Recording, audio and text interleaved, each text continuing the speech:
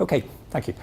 So we've heard from people talking about the 4 elements of saving babies' lives. What I want to do is just to run through. I'm conscious that there are many of us in the more senior positions who get reports from national bodies.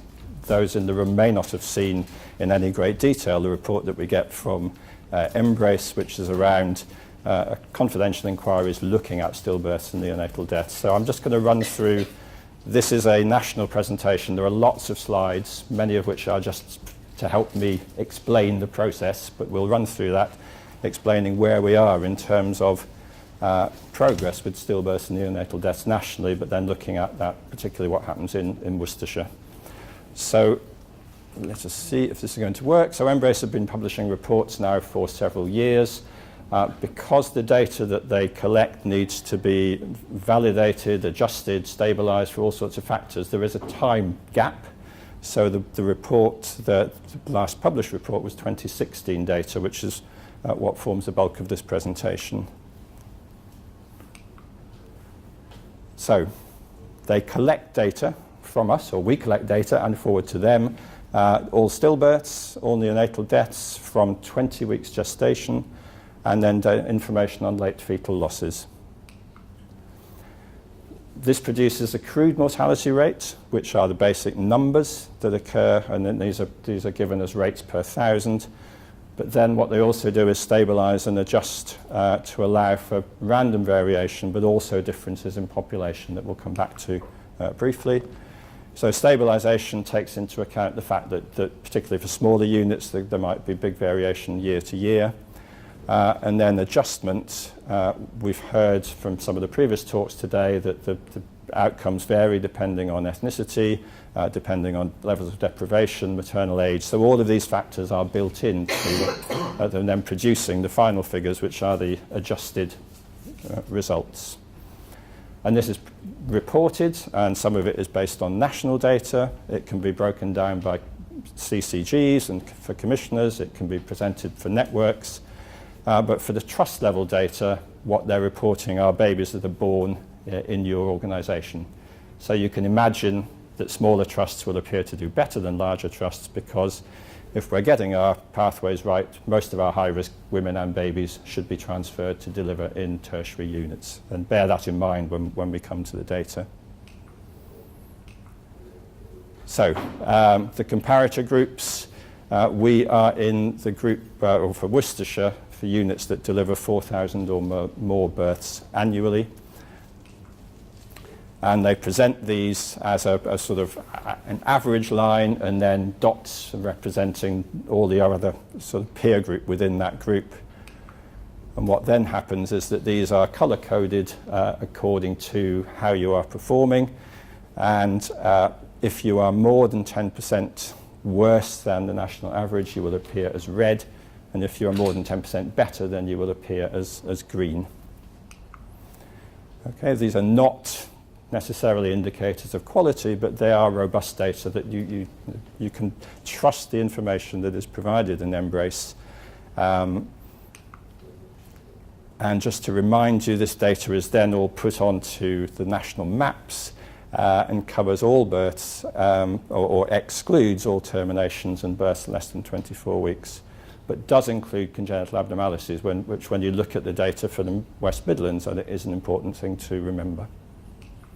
So, national context, we've heard that we have our ambition to halve stillbirths and neonatal deaths, which we need to get to by 2025.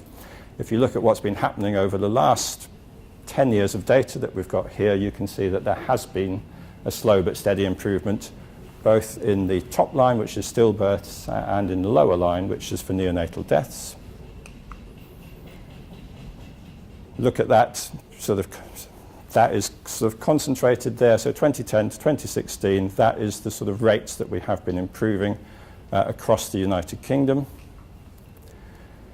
If we continue at that rate, then we are likely to meet our target for 2020, which was to reduce the deaths by 20%.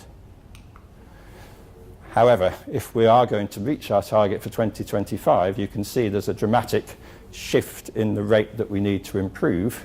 So we're going to have to do something different if we are going to achieve the ambition for halving stillbirths and neonatal deaths. We now have 6 years left to achieve that. And this shows you where we are currently.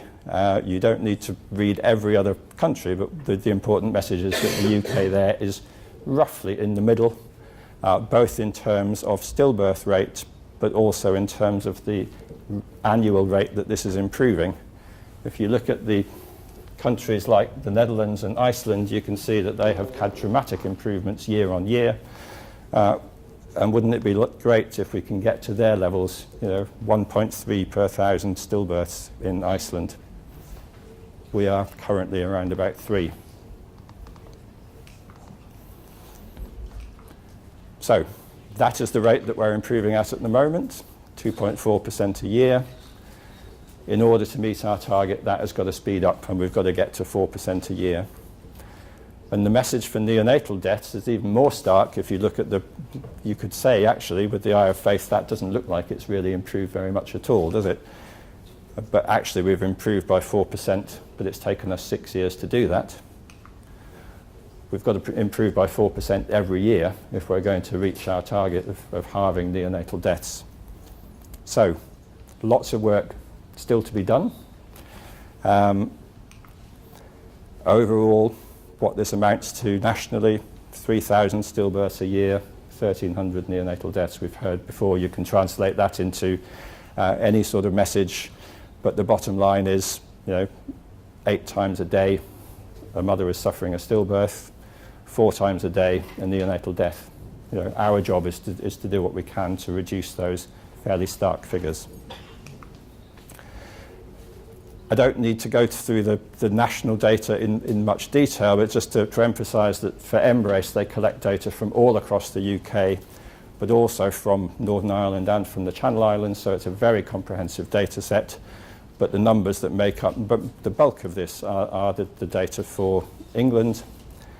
Again, that's what they report about progress with stillbirths. It is good news. There are several hundred fewer stillbirths now compared to 2013. That rate will improve and continue to improve, but still more to do. Neonatal deaths, slower improvement, but again, the overall number of deaths has reduced over the time that the MBRRACE have been producing these reports. And then if you look at the overall extended perinatal mortality, so combined stillbirths and neonatal deaths, that rate is reduced. I'm not terribly impressed by the speed of progress, I must say, and I think I personally would be delighted if we can continue to see an improvement over the coming years. Okay, so basically their message: we need a renewed focus on reducing stillbirths and continuing the slow and steady decline. And that's really what today is part of, just to emphasise all the different maternity safety programmes that are in place, but your role in doing what we can to reduce these stillbirths and the neonatal deaths. Okay. It is within the report, you can look at the data by gestation, and this emphasises that there are large numbers of stillbirths occurring at lower gestation, and year on year there are increasing numbers of live births being reported in the very, very preterm age group. So the identified, highlighted figures there are for babies at 22 and 23 weeks gestation. So you'll see there over 500 live births recorded in that group, and inevitably the outcome for them is going to be very poor. Okay. So the message is that 1/3 of stillbirths occur at term, and these are the ones that we've heard that we concentrate on, particularly if you look back at what we heard from Sue about continuing scans up to term. You want to try and address these, but conversely, 2/3 are happening in preterm babies, and these are the ones I think where we really have got to review what we do and see how we get better at identifying the stillbirths in the preterm group.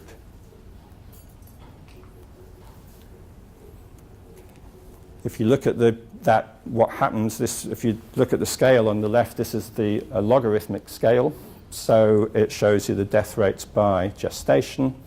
And as you would imagine, if you get up to the top 22, 23 week group, it is almost all of those babies that will die. But as you improve gestation, the mortality rate reduces. But it's really only in the 32 to 36 week group that we've actually seen a reduction over the last few years. So we've still got a long way to go with improving management of the extremely preterm babies, which again, we'll come back to talking about pathways and making sure these babies deliver in the right place. If we do that and they deliver in a tertiary unit, it halves their mortality rate compared to delivering locally. So again, the message is, how do we get these women either not to deliver that early, or if they are going to deliver in the right place? So that's what the data looks like for the whole of the country. The good news from that is that on the right, which is the adjusted rates, adjusted mortality rates, these are for stillbirths, you'll see there's no red. So there's no longer any outliers. Pretty much across the country, people are getting the message and are putting in place what needs to be done to reduce stillbirths. And the outliers have disappeared when it comes to stillbirth. If you look at neonatal mortality, the picture looks fairly worrying with, I think, anyone in the room, even at the back, can tell that there is a north-south divide, and the outcome for neonatal mortality is much worse if you live outside of London and the southeast. If you then adjust that, stabilise and adjusted mortality, you'll see the picture improves, but the one big red dot, guess where that is? You can all work out the geography from the map, can't you? That is the West Midlands, so that is our region where we still have to look at what we do to improve mortality in this group. Okay. So how are we doing in Worcester? We get the data that is provided locally to us, and the Worcester data, I'm pleased to say for 2016 we were yellow for all of our indicators, so stillbirth rates, adjusted crude rate 3.3 but adjusted to 3.7. Neonatal mortality again 10% better than average, and combined extended perinatal the same. I was delighted when we got those figures. I haven't yet seen the 2017 data, which has got to be validated, but I don't think we can be complacent and think that we're heading in the right direction. It is small numbers, there is quite stark year-to-year variation, and I don't think we can sit back and feel that we've got everything sorted. You won't be able to see these graphs, but this is where they break it down into what are the risk factors, and these are looking at maternal age, looking at levels of social deprivation, ethnicity, and all of those, we are much, much less than the national average when it comes to proportion of non-white mothers, when it comes to mothers outside the sort of peak age for delivering, and in terms of the percentage that are living in social deprivation. So we should be much better than we are, because we know our population is healthier than the national average. And despite that, for prematurity, we are still well above national average for preterm delivery at between 32 and 36 weeks. Now, it's not clear why that is, but it's reassuring that for Saving Babies' Lives version 2, we now have the element of addressing preterm delivery rates and see what we need to do about that. When it comes to our peer groups, we are performing better than our peer groups for other units that deliver 4,000 or more babies per year, which is good news.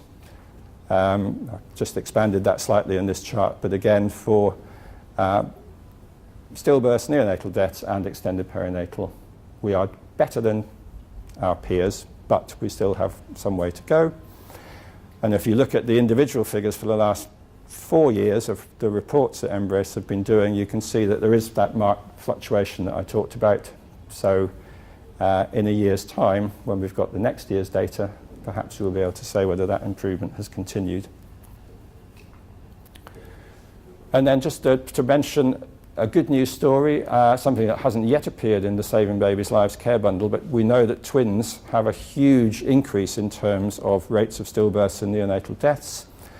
But over the course of the time that MBRRACE have been reporting, stillbirths, stillbirths have reduced significantly, but neonatal deaths have halved in the twin group. So again, it sort of confirms what we need to be doing about identifying these women as high risk and getting their management right, picking up twin-twin transfusion, getting them appropriately monitored and delivered at the right time. So I think there are some good news stories in this. Say improved survival of twins, deaths have almost halved, which is fantastic.